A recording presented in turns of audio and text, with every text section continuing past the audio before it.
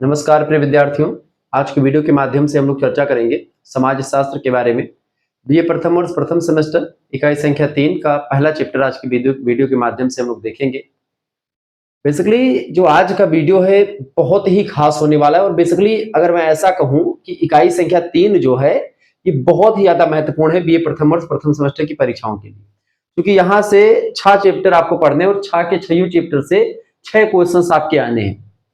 और इससे पहले मैंने प्रैक्टिस सेट 1 किया था। उस प्रैक्टिस सेट 1 में पूरा यूनिट नंबर 3, यूनिट नंबर 1 और यूनिट नंबर 4, 5 इन सभी से यानी सभी इकाइयों से बनने वाले इंपॉर्टेंट प्रश्नों को मैं उसमें शामिल कर देता हूं।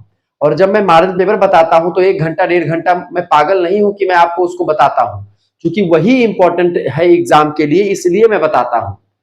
तो जो बच्चे ये सोच रहे हैं गुरुजी डेली लाइव क्लास सोशियोलॉजी की क्यों नहीं होती है, तो भैया एक ही वीडियो के माध्यम से जैसे कि 1.5 घंटे की क्लास हुई, अब उसी 1.5 घंटे की क्लास को चाहो तो 15-15 मिनट की एक एक चैप्टर की मैं बांट दें उसको, तो 15 पच्चे कितना होता है 75, यानी कम से कम आपकी 15 वीडियो 5 वीडियो बन जाएगी। 15 मिनट की कितनी वीडियो 5 वीडियो बन जाएगी। ठीक है, तो चाहो तो वो 5 वीडियो में अलग अलग करके आपको बताऊं और चाहो तो एक अगर मॉडल पेपर देख ले विश्वास करके तो आपका काम हो जाए। पिछले 7 सालों से मैं पढ़ा रहा हूं तो मुझे जितना अनुभव है उतना अनुभव शायद आपको अभी नहीं होगा, ज्यादा दिमाग लगाने की जरूरत नहीं है।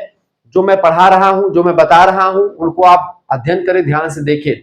और सभी पीडीएफ, हर एक यूनिट्स के पीडीएफ तैयार कर लिए गए सोशियोलॉजी के, ऐसे ही जियोग्राफी के भी तैयार हो रहे हैं, पॉलिटिकल साइंस के तैयार हो रहे हैं, सभी यूनिट्स के लेक्चर्स तैयार किए जा रहे हैं। नोट्स जो पीडीएफ नोट्स होते हैं वो सब पीडीएफ नोट्स आपके ग्रुप में मिल जाएंगे। जो बच्चे हमारे कोर्स से जुड़े हुए हैं सारे पीडीएफ नोट्स में ऑब्जेक्टिव क्वेश्चंस भी होंगे, लिखित क्वेश्चंस भी होंगे, सब कुछ मिलेगा। प्रैक्टिस सेट 2 3 4 तैयार हो रही है, वो सब मिलेगी। एक प्रैक्टिस सेट जिसमें 50 क्वेश्चंस हैं आपके और 50 क्वेश्चंस आपके लघु उत्तरीय अति लघु उत्तरीय के हैं जो मैंने द्वारा बनाए गए हैं, वो भी आपको मिल चुका है ग्रुप में।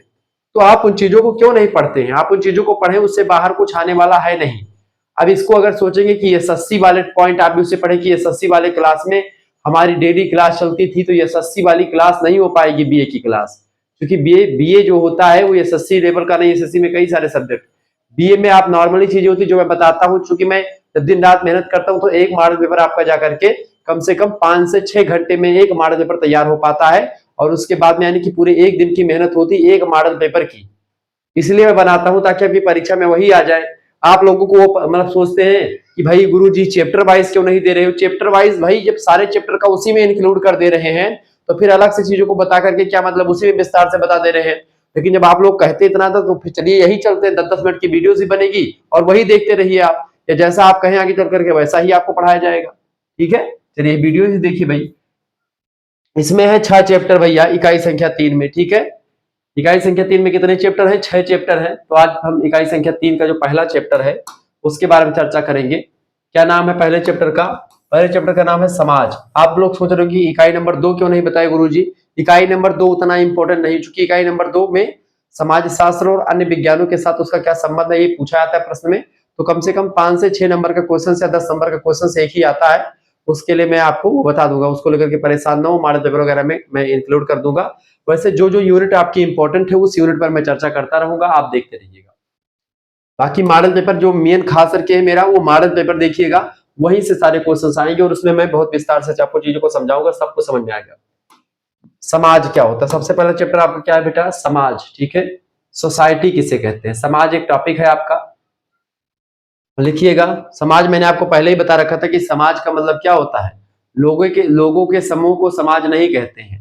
ठीक है, लोगों का समूह समाज नहीं होता। समाज सामाजिक संबंधों का जाल होता है और इसी जाल को ही हम समाज कहते हैं। समझ रहे हैं? यानी कि सोसाइटी जो होती है वो दिखती नहीं है, don't touch and don't seen. यानी समाज शास्त्र सोसाइटी इज अब्स्ट्रैक्ट, वो नहीं दिखती नहीं है और ना ही उसको आप जो है छू सकते हैं। एक अमूर्त अवधारणा है समाज। तो मानव एक सामाजिक प्राणी है, उसका संपूर्ण जीवन समाज में ही व्यतीत होता है। जन्म से लेकर के मृत्यु तक समाज केवल व्यक्तियों का समूह नहीं होता है, ठीक है, बल्कि उन व्यक्तियों के बीच सतत सांस्कृतिक व संबंधात्मक प्रक्रियाओं का जटिल जाल होता है। यानी क्या होता है? ये व्यक्तियों के बीच में सतत माने होता सस्टेनेबल, जो लगातार चलती आ रही संबंध है, तो उन संबंध को होते हैं संस्कृति, कल्चर होती है, उनका तालमेल होता है समाज में। ठीक है, और वही जाल होता है जो इस संस्कृति और सभ्यता और संबंध के द्वारा बना हुआ होता है। समाजशास्त्र इसी समाज की संरचना, कार्य, विकास और परिवर्तन का वैज्ञानिक अध्ययन करता है। समाज के अंतर्गत समाज की संरचना जैसे परिवार, मूल्य, रूढ़ी, रीति रिवाज, ये सब जो है समाज की संरचना में आ जाते हैं। समाज का कार्य क्या है, उसका डेवलपमेंट कैसे होता है और उसमें जो परिवर्तन होता है, सोशल चेंज वो कैसे होता है, यही सब चीज हमको समाज में पढ़ना होता है। इन सभी चीजों का वैज्ञानिक अध्ययन करता है कौन? समाज शास्त्र या समाज। ठीक है, इसलिए समाज को समझना समाज शास्त्र की मूल आधारशिला होती है। समाज का ही अध्ययन करने वाला शास्त्र या विज्ञान समाज शास्त्र कहलाता है। इसीलिए हमको पहले समाज के बारे में जानना होता है कि समाज है क्या, क्योंकि जब हम समाज को समझ लेते हैं तो हमको समाज शास्त्र पढ़ने में आसानी होती है। आपने इससे पहले 2 चैप्टर्स देखे होंगे जिसमें आपने समाज का अर्थ, परिभाषा, विशेषताएं, उद्भव, विकास सब कुछ देखा होगा। और फिर उसके बाद दूसरे चैप्टर में आपने पूरा फिर वही चीजें थोड़ा सा मैंने विस्तार से बताई थी, परिभाषा, विषय क्षेत्र और प्रकृति वगैरह के बारे में, कि समाज शास्त्र एक विज्ञान है कि समाज शास्त्र एक कला है, सब कुछ आपको बता चुका हूं। तो अब हाइडिंग अली का समाज की परिभाषा, समाज का अर्थ, सोसाइटी, मीनिंग ऑफ सोसाइटी। समाज की क्या मीनिंग होती है? देखिए, समाज शब्द संस्कृत धातु सम यानी साथ और अज चलना से बना हुआ है, जीना, साथ मिलकर के जीना, साथ चलना यानी मिलकर के बना है, जिसका अर्थ शाब्दिक अर्थ होता है साथ मिलकर के रहने वाला समूह को ही समाज कह सकते हैं। आधुनिक अर्थ में अगर देखें तो समाज केवल भौगोलिक निकटता का नाम नहीं होता है कि सब लोग इकट्ठा हो, इसका नाम नहीं कि समाज लोग निकट रह रहे हैं, बगल बगल रह रहे हैं, सघन बस्ती है तो उसको समाज नहीं कहते, बल्कि वह संगठित व्यवस्था होती है, एक सिस्टम होता है समाज का, जिसमें क्या पाया जाता है, ऐसे एक ऐसा सिस्टम जिसमें पारस्परिक क्रिया होती है, जो व्यक्ति हैं एक दूसरे को पहचानते हैं, व्यक्ति एक दूसरे से इंटरप्रेटेट करते हैं, यानी कि आंतरिक संबंध होता है उनका, एक दूसरे को जानते पहचानते हैं, एक परंपरा में बंधे होते हैं, परंपराओं से जुड़े होते, उनकी एक परंपरा होती है, संस्कृति अपनी होती, कल्चर, हर समाज का अपना अपना कल्चर होता है, उनके अपने मूल्य होते हैं जिसको सामाजिक मूल्य कहते हैं, सोशल वैल्यू कहते हैं। सामाजिक मूल्य जो होते हैं डिसाइड करते हैं कौन सा काम समाज में अच्छा है, कौन सा काम समाज में बुरा है। जो काम किसी समाज में अच्छा हो सकता है वही काम किसी दूसरे समाज में हो सकता है बुरा हो सकता है। क्लियर? यानी समाज में ये चीजें होती रहती हैं। तो इन सभी मूल्यों और नियमों का पालन करते हुए लोग एक दूसरे से जुड़े रहते हैं, इसी जुड़ाव को ही हम समाज कहते हैं। समाज लोगों का संगठन नहीं बल्कि लोगों के विचार, जीवन जीने की शैली, संस्कृति, परंपरा, रीति रिवाज, मूल्य, नियम, इन सभी का पालन करने वाले जब व्यक्ति साथ साथ रहते हैं और अंतर क्रियाएं करते हैं, उसी जाल, उसके द्वारा जाल क्रिएट होता है, उसी जाल को समाज कहा जाता है। मैकाइवर और पेज नाम के बड़े अच्छे विद्वान समाजशास्त्री, उन्होंने कहा कि समाज जो होता है वो सामाजिक संबंधों का जाल होता है। क्या कहा? समाज सामाजिक संबंधों का जाल होता है। अब आइए विभिन्न विद्वानों की परिभाषाओं को देखते हैं कि समाज शास्त्र की मतलब समाज की परिभाषा अलग अलग विद्वानों ने क्या क्या दी है। अगस्त कामटे साहब कहते हैं कि समाज उन लोगों का तंत्र होता है, तंत्र माने एक सिस्टम, एक जाल, ठीक है, एक फैलाव। समाज उन लोगों का तंत्र है जो एक दूसरे पर निर्भर रहते हुए क्रमबद्ध जीवन जीते हैं, एक सिस्टमेटिकल जीवन व्यतीत करते हैं और एक दूसरे पर निर्भर रहते हैं, एक दूसरे को जानते हैं, एक दूसरे से जो है उनका सगा संबंध बना रहता है। मैकाइवर पेज कहते हैं कि समाज केवल व्यक्तियों का समूह नहीं बल्कि वह सामाजिक संबंधों का तंत्र, यानी कि जिसको आप जाल कह सकते हैं। ठीक है, समाज सामाजिक संबंधों का जाल होता है। ये सब किसने कहा? मैकाइवर पेज ने कहा। तीसरे विद्वान है जीएच मीड। मीड कहते हैं कि समाज साझा प्रतीकों, यानी प्रतीक उनका जो है साझा होता है, एक से मिला होता है, शेयरेबल होता है। ठीक है, पारस्परिक संचार की प्रक्रिया होती है, एक दूसरे से कम्युनिकेशन होता है, बातचीत करते हैं जो व्यक्तियों को जोड़ती है। ठीक है, ये बात आप ध्यान रखें, यानी व्यक्तियों को जोड़ने की प्रक्रिया इस समाज कहलाता है। समाज को कुछ इस तरीके से अगर आप समझे तो समाज कैसे बनता है, जैसे मान लेते हैं आप एक व्यक्ति, मान लेते रमेश है। अब रमेश को एक सत्यनारायण जी की कथा सुननी है तो पंडित जी के पास जाएगा, तो पंडित जी से उसका संबंध बनेगा, तो एक जाल बनेगा। ठीक है, तो रमेश का पंडित जी से, पंडित जी रमेश को जानते हैं और रमेश पंडित जी को जानता है। फिर यही रमेश आपका अपना बाल उसका बड़ा हो गया, बाल कटवाने किसके पास जाएगा? नाई के पास जाएगा। तो नाई का पर जो है रमेश को जानता है और रमेश नाई को जानता है। ऐसे ही रमेश को मान लेते घर का दरवाजा लगवाना तो बढ़ई जी के पास जाएगा, और बढ़ई के पास जाएगा तो बढ़ई इसको पहचानेगा, इसको पहचानेगा। रमेश मान लेते बर्तन लेना तो बर्तन लेना है तो बर्तन बनाने वाले के पास जाएगा। या मान लेते हैं उसको जो है कुछ भी करना है, तो जैसे उसको मान लेते हैं कि अपना घर बनवाना है तो मिस्त्री के पास जाएगा। ठीक है, तो मिस्त्री का उसका संबंध, तो ऐसे ऐसे व्यक्ति एक दूसरे से जुड़े रहते हैं। ऐसे ही वो मान लेते हैं संतरा खरीदने जाता है तो सेब मतलब कि जो फल वाला होता है उससे संबंध हो जाएगा। तो ऐसे ही आपका तमाम प्रकार के मान लेते हैं वो और भी कहीं पर जाता है, सब्जी खरीदने जाता है तो सब्जी वाले से उसका संबंध हो गया, किराने वाली दुकान पर जाता है उससे उसका संबंध हो गया। इस तरीके से तमाम प्रकार के लोग का संगठन होता है। तो कुछ इस तरीके से एक व्यक्ति कई लोगों को पहचानता है, वो कई व्यक्ति कई लोगों को पहचानते हैं, वो लोग कई लोग एक दूसरे को सब ऐसे एक तंत्र एक जाल बनता चला जाता है। इसी जाल को समाज का नाम दिया जाता है। ये समाज दिखता नहीं है, इसको महसूस किया जाता है, इसको अनुभव किया जाता है, ठीक है। तो समाज जो होता है, थोड़ी सी मेरी तबीयत डाउन है तो थोड़ा सा वॉइस में जो है ठहराव या थोड़ा सा कम उत्तेजना दिख रही होगी, ठीक है। तो समाज बेटा यही होता है। तो रमेश इन सभी लोगों को पहचानता है, ये सभी लोग रमेश को भी पहचानते हैं। तो एक समाज का निर्माण होता है, समाज सामाजिक संबंधों का जाल होता है, एक दूसरे को व्यक्ति जानते हैं, एक दूसरे के मूल्य रीति रिवाज परंपराएं सब कुछ होता है, ठीक है। ये होता है समाज। जीएच मीड यही कहते हैं कि भाई साझा प्रतीकों और पारस्परिक संचार की प्रक्रिया है जो व्यक्तियों को जोड़ती है, इकट्ठा करती है। शुक्ला स्टडी पॉइंट ने एक परिभाषा आपके लिए तैयार की है कि समाज वह जीवंत और सतत गतिशील सांस्कृतिक संरचना होती है, कल्चरल स्ट्रक्चर है एक, जो कि डायनेमिक है।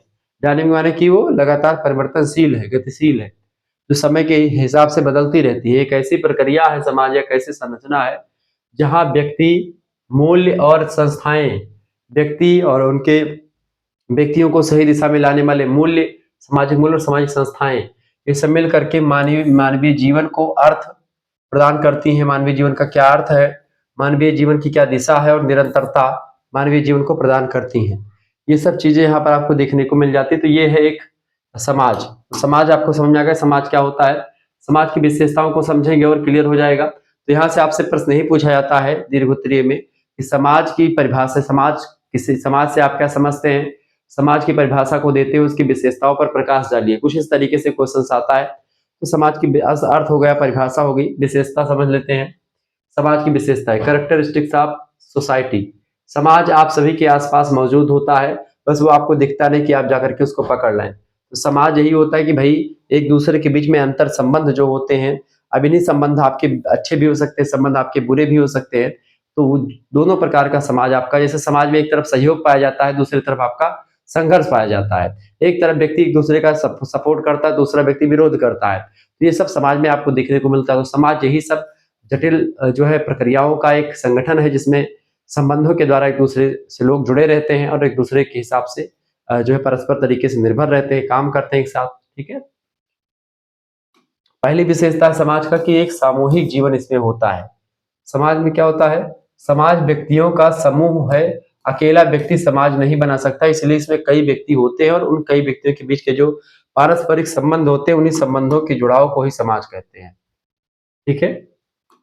दूसरी बात है संबंधों का जाल। समाज क्या है, सामाजिक संबंधों का जाल है। किसने कहा था, मैकाइबर और पेज ने कहा था कि समाज सामाजिक संबंधों का, सोशल रिलेशनशिप का एक तंत्र, एक सिस्टम, एक जाल होता है, ठीक है।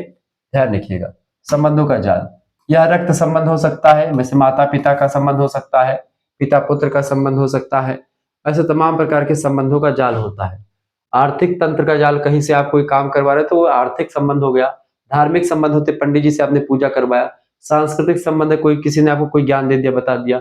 राजनीतिक संबंध है, कोई आप किसी को आपने वोट दिया और वो उसने आपको एक प्रकार से आपके लिए कुछ काम किया, जैसे प्रधान जी हो गए या फिर आपके जो है कुछ भी हो गए, जो भी हो आपके गांव के मुखिया वगैरह। तो राजनीतिक रिश्तों का जटिल तंत्र होता है, इसमें तमाम प्रकार के रिश्ते जुड़े रहते हैं। तो इस तरीके से एक जाल होता है, चाहे वो जाल रक्त संबंध का हो सकता है, आर्थिक हो सकता है, राजनीतिक हो सकता है, भौगोलिक हो सकता है, आसपास के हैं तो उससे हो सकता है। इसी जाल को समाज कहते हैं। तीसरी विशेषता लिखिएगा सततता और अस्थायित्व। समाज जो होता है उसमें अस्थायित्व रहता है, एक समाज कई लंबे दिनों तक बना रहता है। और सततता मतलब तो सस्टेनेबिलिटी इसमें होती है, लगातार इसमें बदलाव भी या नियम में चेंजमेंट भी होता रहता है। समाज पीढ़ी दर पीढ़ी चलता रहता है, केवल व्यक्ति बदलते हैं, समाज के नियम कायदे संस्कृति उसमें थोड़ा बहुत चेंजमेंट होता है, लेकिन वही चीजें रहती हैं। समाज नहीं बदलता है, समाज की संस्कृतियां बदलती हैं, समाज के व्यक्ति बदलते हैं। चौथी विशेषता लिखिएगा, समाज की चौथी विशेषता है साझी संस्कृति होती है, यानी कि साझी माने तो सेरेबल कल्चर होता है, ठीक है। यानी कि यहाँ की जो भाषा होती है सभी एक दूसरे को जानते बोलते हैं। रीति रिवाज, परंपराएं और मूल्य एक साझा संस्कृति को जन्म देते हैं, जिससे सब मिलजुल करके एक बढ़िया तरीके से संस्कृति, सभ्यता, रीति रिवाज, परंपरा मिलकर के एक बढ़िया तंत्र, एक बढ़िया जाल का निर्माण करते हैं और उसी जाल को समाज कहते हैं। पांचवी विशेषता है समाज की नियम और संस्थाएं। समाज के कुछ अपने नियम होते हैं और वो नियम कहाँ से बनते हैं, उन संस्थाओं के द्वारा बनाए जाते हैं। जैसे कि एक जो है संस्था, विद्यालय एक संस्था है, तो वहां से कुछ नियम बनते हैं जो विद्यालय के बच्चों पर लागू होते हैं। ऐसे समाज एक संस्था है, समाज से कुछ नियम बनते हैं। विवाह के नियम हो गए, तो विवाह एक संस्था है, विवाह के नियम बनते हैं। किस व्यक्ति को विवाह कैसे करना होता है, कितने समय पर विवाह करना है और किस तरीके से करना है, ये सब नियमों की व्यवस्था होती है। संस्थाएं नियमावलियों को बनाती हैं। तो नियम और संस्थाएं भी होती है समाज में। समाज में आचरण को नियंत्रित करने के लिए, जैसे कि आचरण आपका सही रहे, आपका चरित्र सही रहे, आप अच्छा जीवन यापन करें, इसके लिए आपको आपके लिए धर्म की व्यवस्था की गई है। धर्म आपको यह बताता है कौन सा काम अच्छा है, कौन सा काम बुरा है, नैतिकता के पथ पर आप चलें, आगे बढ़ें। ठीक है। परिवार आपका आपको पर कंट्रोल करता है, आप कुछ गलत काम ना करने पाए, इसके लिए परिवार आपसे शुरुआत से आपको बताता रहता है। सामाजिकरण की प्रक्रिया के द्वारा आपको सिखाता रहता है कि किस तरीके से हमारा बच्चा अच्छा काम ही करे, ताकि समाज के लोग उसको कुछ कह ना पाए। शिक्षा उसको दी जाती है। ठीक है। राज्य की बात होती है, तो ये सब चीजें, ये सब संस्थाएं जो हैं विद्यमान है, जो कि नियम और संस्था नियम जो है बनाती हैं और नियमावली के बारे में बताता है कि बच्चा एक अच्छा सामाजिकरण की तरीके सोशलाइजेशन की प्रक्रिया के द्वारा आगे बढ़े और बच्चे को चीजें पता चले कि हाँ समाज में कैसे रहा जाता है। अगली विशेषता लिखिएगा स्वयं निर्भरता। यानी समाज में क्या होता है, स्वयं निर्भरता। समाज अपने सदस्यों की मूलभूत आवश्यकताओं, खास करके आर्थिक आवश्यकताएं, भावात्मक यानी इमोशनल आवश्यकताएं, शैक्षिक यानी कि एजुकेशनल जो उसकी नीड्स होती हैं, इकोनॉमिकल, इमोशनल एंड एजुकेशनल जो नीड्स होती हैं, वो एक प्रकार से समाज पूरा करता है। अपने ही समाज में लोग निर्भर एक दूसरे पर रहते हैं और अपने समाज के भीतर ही खुश हो जाते हैं। उनको किसी दूसरे समाज से कुछ मांगना को सीखना नहीं पड़ता है। वो अपने समाज में ही आत्मनिर्भर रहते हैं, स्वनिर्भर रहते हैं, खुद का काम कर लेते हैं। इसके लिए उनको दूसरे समाजों पर निर्भर नहीं रहना पड़ता। तो वो समाज की अगली विशेषता है। सातवीं विशेषता समाज की यह है परिवर्तनशीलता, चेंजेबिलिटी। यानी कि समाज स्थिर नहीं होता, समाज में समय के साथ साथ परिवर्तन होता रहता है और परिवर्तन जरूरी भी है। कोई भी समाज हो उसमें परिवर्तन बहुत जरूरी है। समाज में परिवर्तन नहीं होगा तो वो समाज अच्छा नहीं माना जाएगा। समय के हिसाब से धीरे धीरे चेंजमेंट बहुत जरूरी होता है। समाज स्थिर नहीं है। औद्योगिकरण यानी कि इंडस्ट्रियलाइजेशन जो होता है, उद्योगों के आने से समाज में काफी बदलाव हुआ है। औद्योगिकरण के परिणाम स्वरूप नगरीकरण को बढ़ावा मिला है। नगरों का विकास हो, उससे भी तमाम प्रकार की चेंजमेंट हुई हैं। नगरीकरण हो गया, औद्योगिकरण हो गया, इससे तमाम प्रकार के बदलाव समाज में हुए हैं। ठीक है। विज्ञान आ गया, विज्ञान से तमाम चीजें हुई हैं, परिवर्तनशीलता आई है। शिक्षा के आने से समाज में काफी कुछ बदला है। ठीक है। निरंतरता, निरंतर बदलते रहते समाज को, तो समाज में शिक्षा, विज्ञान और औद्योगिकरण की वजह से समाज में काफी परिवर्तन हुआ है। इसीलिए समाज गतिशील प्रक्रिया है, समाज एक परिवर्तनशील प्रक्रिया है जो समय के हिसाब से अपने आप को बदलती चली जाती है और मनुष्य के अनुकूल ढलते हुए, या मनुष्य को या जिसमें कंफर्टेबल होता है उस हिसाब से अपने समाज को परिवर्तित करता रहता है। तो इस तरीके से समाज बदलता भी है, ये बात ध्यान रखें। समाज इस तरीके से आपने समाज के बारे में समझा। समाज की विशेषताएं हैं, कौन कौन सी विशेषताएं हो गई आपकी? संबंधों का जाल है ये, सामूहिक जीवन है, समाज एक अमूर्त अवधारणा है, सततता यानी कंटिन्यूटी और स्थायित्व होता है, साझी संस्कृति है, नियम और संस्थाएं होती समाज में, स्वयं निर्भरता होती, परिवर्तनशीलता भी होती। तो समाज की सारे विशेषताएं हो गई। समाज कई प्रकार का होता है, उसको समझने से पहले आप जान लीजिए कि आपको हमारे साथ जुड़ना कैसे है। जो बच्चे हमारे कोर्स से जुड़ते हैं उनके लिए सभी यूनिट्स की पीडीएफ की व्यवस्था कर दी गई है। हर एक यूनिट की पीडीएफ मिलेगी 91 61 93 60 62 और प्रैक्टिस सेट आपके ऑब्जेक्टिव के लिखित के सबके प्रैक्टिस सेट आपको भी मिलेगी। इस नंबर पर एसएमएस कर दीजिएगा 91 61 93 60 62। इस पर क्या एसएमएस करेंगे, आप अपना नाम एसएमएस कर दीजिएगा, अपनी यूनिवर्सिटी का नाम एसएमएस कर दीजिएगा, आपका सब्जेक्ट कौन कौन सा, अपने सब्जेक्ट के नाम लिख दीजिएगा, और आप किस सेमेस्टर में, प्रथम सेमेस्टर में आप लिख दीजिएगा गुरुजी हम फर्स्ट सेमेस्टर में हैं, हमारे पास ये सब्जेक्ट है, जैसे कि आपका 3 मेजर सब्जेक्ट, 1 माइनर सब्जेक्ट, 1 को करिकुलर सब्जेक्ट, 4-5 सब्जेक्ट जो भी आपके यहाँ आप लिख करके भेज दीजिएगा। वैसे आप तो 4 ही सब्जेक्ट पढ़ने पड़ते, पहले 5 होते थे। जो भी सब्जेक्ट आपको पढ़ना लिख करके भेज दीजिएगा, आपके लिए व्यवस्था कर दी गई है। मात्र 100 रुपए फीस में आपके लिए पूरी व्यवस्था कर दी गई है। 100 रुपए फीस आपको जमा कैसे करना, आपकी जैसे आप इस नंबर पर व्हाट्सएप पर एसएमएस करेंगे, ये चीजें जो मैंने लिख करके भेजी है, नाम, यूनिवर्सिटी का नाम, सब्जेक्ट का नेम और सेमेस्टर का नाम, आपके पास एक क्यूआर कोड भेजा जाएगा यानी कि स्कैनर। इसी स्कैनर पर आपको मात्र और मात्र कितने रुपए बेटा, मात्र और मात्र 100 रुपए फीस जमा कर देनी है। तो आप जल्दी जुड़ जाइए, अब देर मत कीजिए। मात्र 100 रुपए फीस में आपके लिए पूरी प्रैक्टिस सेट आपको मिलेगी, कम से कम 4-5 प्रैक्टिस सेट, एमसीक्यूज टाइप की भी प्रैक्टिस सेट आपके लिए व्यवस्था की गई पीडीएफ की, और लिखित टाइप की प्रैक्टिस सेट भी मिल जाएगी आपको, कई सारे क्वेश्चन आंसर। आपको किताब और सीरीज खरीदने की कोई जरूरत नहीं पड़ेगी। साथ ही साथ में आपके लिए क्या व्यवस्था की गई यहाँ पर, सबसे इंपॉर्टेंट बात है कि यहाँ पर एमसीक्यूज और इसके अलावा आपके लिए जैसे लाइव क्लास जब भी होगी ग्रुप में तो आपको मिलती रहेंगी, उसके लिए व्यवस्था कर दी गई है। ठीक है, लाइव क्लास का मतलब ये नहीं होता कि हाँ आपका जैसे एक चैप्टर से लेकर के पूरा 32 चैप्टर जितने हैं 30 चैप्टर आपको पूरा 32 वीडियो में बताया जाएगा। मॉडल पेपर मैराथन क्लास के माध्यम से एक ही वीडियो में कई सारे चैप्टर्स को कवर कर लिया जाता है, जितने क्वेश्चन पूछेगा उनको कवर कर लिया जाता है। तो उससे क्या होता है कि आपको कई चैप्टर ना पढ़े तब भी कोई दिक्कत नहीं होती है। और मैं ऐसे समझाता हूँ ताकि मैं टॉपिक को या क्वेश्चंस को बताता हूँ तो उसी क्वेश्चंस के साथ साथ वो टॉपिक भी क्लियर कर देता हूँ, तो ये विशेषता रहती है। तो आपको लाइव क्लास, वीडियो लेक्चर तमाम सारे जो अभी के हुए मतलब इससे पहले हुए वो सब मिल जाएंगे, और मॉडल पेपर मिल जाएंगे, रिवीजन क्लास मिल जाएगी, सब कुछ आपको मिल जाएगा। सबसे बड़ी बात है कि सभी यूनिट्स की पीडीएफ नोट्स आपको मिल जाएंगे। ठीक है, यूनिट नंबर 1 से लेकर के यूनिट नंबर 8 तक के पीडीएफ नोट्स आपको मिल जाएंगे, विथ एमसीक्यूज भी रहेंगे। ठीक है, जो पीछे चल रहा है आपको ये सब मिल जाएगा। सारी चीज सारी वीडियोस आपको यूट्यूब पर अवेलेबल नहीं हो पाएंगी, तो सारी यूनिट्स के पीडीएफ जो होंगे आपको ग्रुप में मिल जाएंगे। तो ये पीडीएफ जो होगा आपका कंप्लीट पीडीएफ होगा। ठीक है, संपूर्ण सिलेबस का पीडीएफ होगा। तो ये एक बेटर फायदा आपको मिलेगा।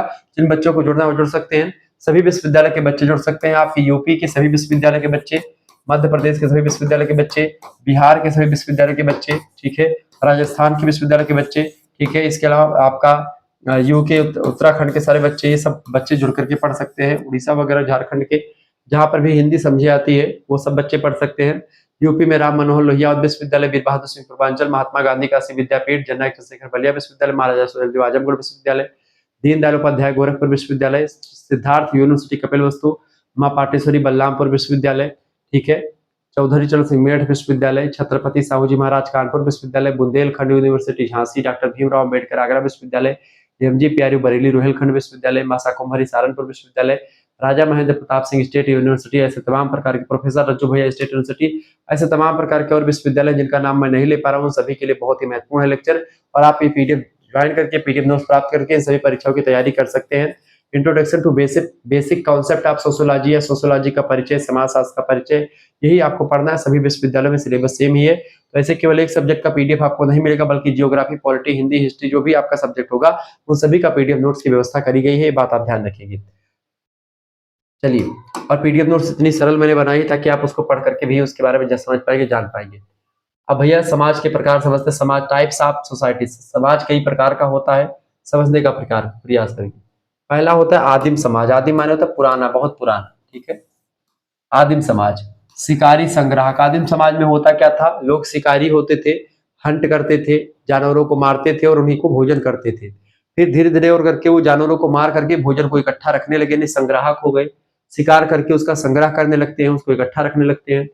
फिर लघु समूह में उनका बदलने लगा, छोटे छोटे समूहों में बंटना शुरू हो जाते हैं समाज में। ठीक है, और फिर सरल तकनीक जो है एक प्रकार से उनके जीवन में आ जाती है। तो एक सरल तकनीक थी और आसानी से जीवन यापन होता था, एक सरल समाज था। दूसरा समाज है कृषि आधारित समाज। जब लोग शिकार करने के बाद में आए तो फिर उनका कृषि करने का मन हुआ, कृषि करने मतलब कृषि का विकास हुआ, भूमि और कृषि पर निर्भर हो गए, और ग्राम प्रधान वगैरह की व्यवस्था भी यहाँ पर हो गई, गांव का मुखिया होने लगा, इस तरीके से व्यवस्था हो गई।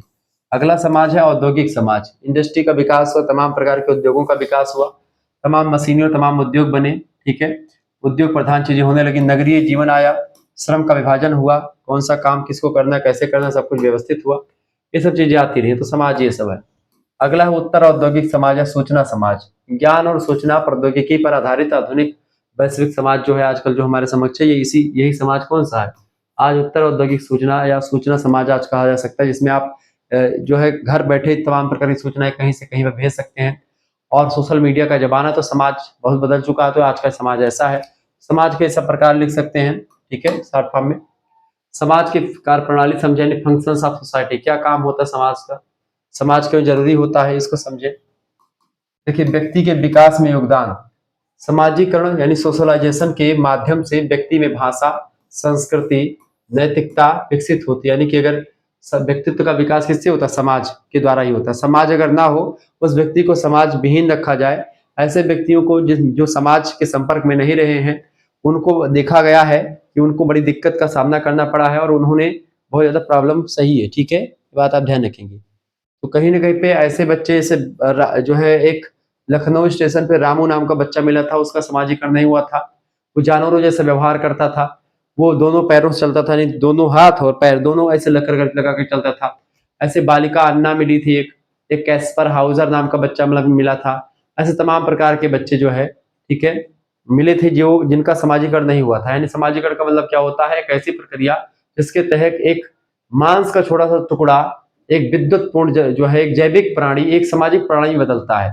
समाजीकरण वह प्रक्रिया है जिसके द्वारा एक जैविक प्राणी यानी एक जीवन एक जीव एक सामाजिक प्राणी एक सोशल लाइफ में प्रवेश करता है, एक सामाजिक प्राणी बनता है, ठीक है, एक सामाजिक व्यक्ति बनता है। अगर वो समाज में नहीं रहेगा मनुष्य के, तो जानवरों के समाज में रहेगा तो पशुओं जैसा व्यवहार करने लगेगा, पशुओं जैसी बोली निकालेगा, वो भाषा को नहीं जान पाएगा, वो खाना मुंह से खाएगा ऐसे ऐसे करके, हाथों से नहीं उठा करके खाएगा। तो ये सब चीजें आपको वहां पर देखने को मिलती हैं। तो कहीं ना कहीं पे जो पशु समाज होता है या मतलब जो मानव समाज होता है, समाज जो होता है वो क्या करता है? व्यक्तित्व का विकास करता है, पर्सनालिटी डेवलप करता है, व्यक्ति का विकास करता है, ठीक है, व्यक्ति की संस्कृति का, नैतिकता का और भाषा का, इन सभी का विकास समाज में रह करके ही व्यक्ति सीखता है, इसलिए समाज इंपॉर्टेंट है। दूसरी बात है आर्थिक व्यवस्था भी समाज के द्वारा होती है। उत्पादन करने में समाज की इंपॉर्टेंट भूमिका होती है। किसी भी चीज का प्रोडक्शन करना हुआ, उसको फैलाव हुआ, उसका विस्तार करना हो, उसका वितरण करना हुआ, उपभोग करना हो, कंज्यूमर, इन सभी का तंत्र ही समाज नियमित करता है। समाज के द्वारा ही जो है उपभोक्ता, उपयोगकर्ता और बाजार इस व्यवस्थित होते हैं। साथ ही साथ में सांस्कृतिक संरक्षण भी समाज के द्वारा ही होता है। किसी परंपरा को आपको सुरक्षित रखना समाज के नियम के द्वारा ही परंपरा बची रहती है। किसी कला की बात हो समाज के द्वारा जानी जाती है, साहित्य की बात हो, रीति रिवाज की बात हो, ये सब पीढ़ी दर पीढ़ी सुरक्षित रहते हैं। समाज के द्वारा ही एक पीढ़ी से दूसरी पीढ़ी में हस्तांतरित होते हैं संस्कृतियां।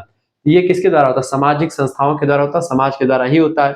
समाज के सब कार्य प्रणालियां, समाज के अगला काम क्या करता है? सामाजिक नियंत्रण, सोशल कंट्रोल। यानी कि समाज में कभी कभी क्या होता है, कुछ ऐसे अराजक तत्व हो जाते हैं, जैसे कि कुछ लोग चोरी करते हैं, कुछ लोग डाका डालते हैं। इस समय आप देख रहे हो चोरी वाला माहौल बड़ा चल रहा है, गांव गांव में सब लोग जाग रहे हैं। रही बात हमारे गांव की, हमारे गांव में भी तमाम सारे लोग जागते हैं, रात भर जो है पहरा दिया जाता है। हम भी एक आध दो दिन जगे। अब क्या ही करे भाई, जगना पड़ता है कि भाई अभी चोर उड़ आ जाए, कुछ कर दे, क्या कुछ हो जाए। एक दिन तो पुलिस को बुलवा लिया गया, तो पुलिस ने बताया, आश्वासन दिया कि भाई ऐसी बातें नहीं होती हैं, ठीक है। बहरहाल, तो कहीं ना कहीं पे लेकिन जब पुलिस ऐसी बताती तो पुलिस लोग या कुछ छुपा रही होती है, या फिर कुछ भी सिस्टम जो भी हो। लेकिन अगर हल्ला एक गांव में होती, दो गांव में होती तो मान सकते थे। अब पूरे की वही पूरा जिला, दो दो तीन तीन पांच पांच जिला, पूरा उत्तर प्रदेश के अलग अलग कोने भी चोरों की हल्ला हो चुकी है। केवल एक जिले की बात नहीं बेटा। तो कहीं ना कहीं पे इसमें क्या सच्चाई है क्या नहीं सच्चाई है, भगवान जाने, मुझे उतना ज्यादा इसमें जानकारी नहीं। लेकिन हाँ, जगते तो भाई मैंने देखा कि हर कई जिलों के बच्चे, सब बच्चों ने कमेंट भी, गुरु जी चोर वाले बड़ा सिस्टम है। तो चोर भैया तो इस समय तो बड़ा बवाल मचाए हैं।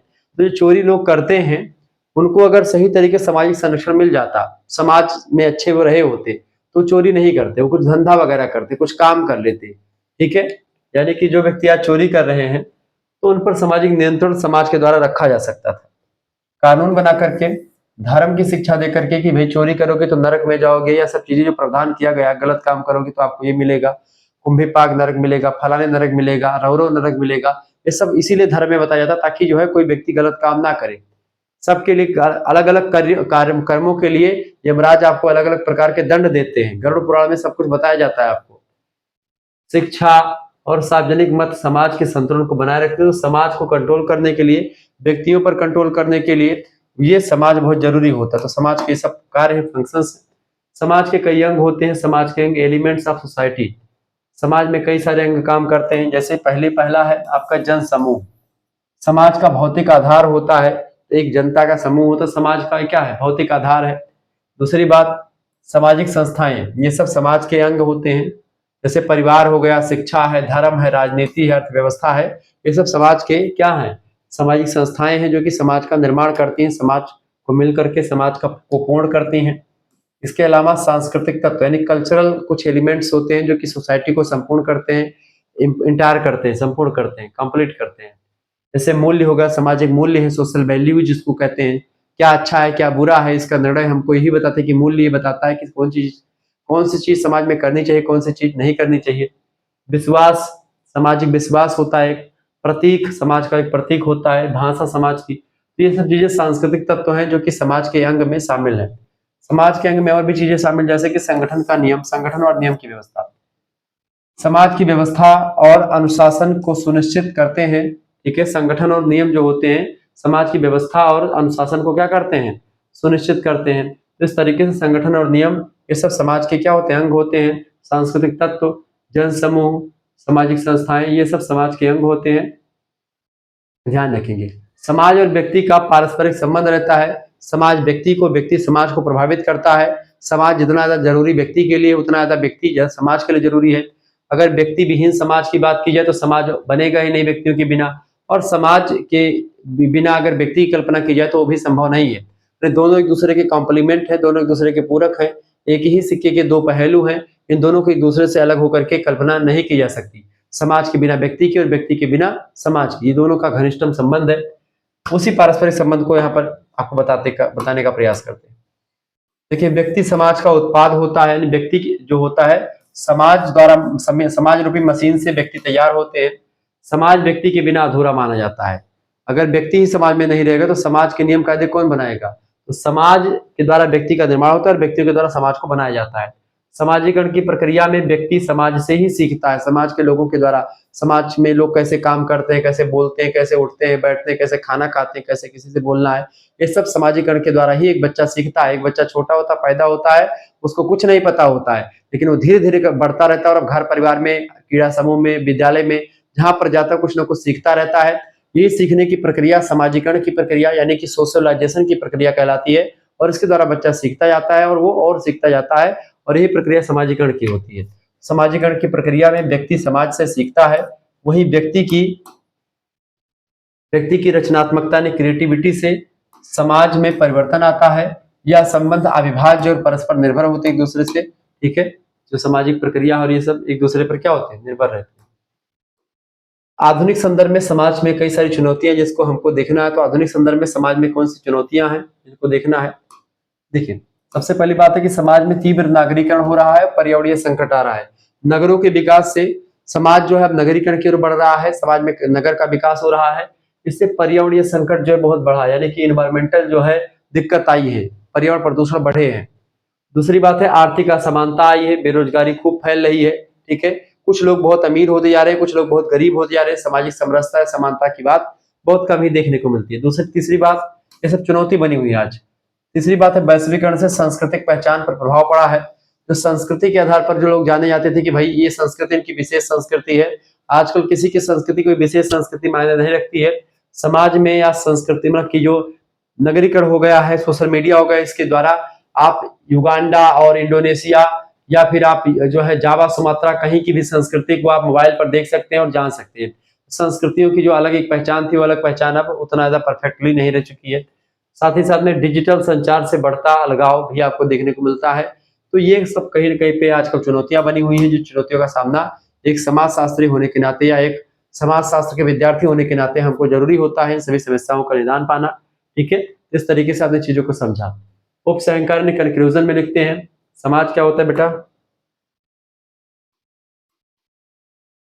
समाज एक जीवंत, बहुआयामी और सतत परिवर्तनशील सांस्कृतिक सह की संवादात्मक संरचना है। इसे समझे बिना मानव जीवन की जटिलताओं को नहीं जाना जा सकता। समाज शास्त्र का समूचा अध्ययन इसी सत्य पर आधारित है कि व्यक्ति और समाज दोनों एक दूसरे के बिना अधूरे होते हैं। व्यक्ति के बिना समाज और समाज के बिना व्यक्ति अधूरा माना जाता है। ये बात आप ध्यान रखें। समाज में व्यक्ति जितना जरूरी है उतना ही जरूरी समाज होता है। ठीक है, समाज के लिए व्यक्ति उतना जरूरी है जितना जरूरी व्यक्ति के लिए समाज है। दोनों के बिना एक दूसरे अधूरे हैं, तो ये बात ध्यान रखेंगे। इस तरीके से आपने समाज के बारे में समझ लिया। तो ये आपका चैप्टर यहीं पर समाप्त होता है। यूनिट नंबर इसमें जो है ऑब्जेक्टिव क्वेश्चन मैंने लास्ट में रखे हैं तमाम सारे, उसको मैं चर्चा करूंगा जब लास्ट आएगा या फिर इसका जो मॉडल पेपर आएगा उसमें मैं चर्चा कर लूंगा। सबकी पीडीएफ आपको मिल जाएगी। तो अगला वीडियो हम चर्चा करेंगे अध्याय संख्या 2 के बारे में, जिसमें हम समुदाय के बारे में चर्चा करेंगे। और समुदाय के बारे में जब चर्चा करेंगे तो समुदाय और समाज में क्या डिफरेंस है इसको भी हम आपको बता देंगे। समुदाय को अंग्रेजी में कम्युनिटी कहते हैं। ठीक है, तो समाज हो गया आपका। अगला जो चैप्टर आएगा उसमें हम समुदाय के बारे में चर्चा करेंगे, और इस तरीके से आपका अगला चैप्टर ऐसे आता रहेगा और आप पढ़ते रहेंगे। ठीक है, बहरहाल अगर यही चीजें मैंने आपको ऐसे भी वीडियोस में मॉडल पेपर में तमाम सारी जगहों पर बता रखा है, समुदाय, समिति, संस्था, ये सब क्या है, सब में अंतर को प्रश्न लेकर के मैंने बताए हुए हैं।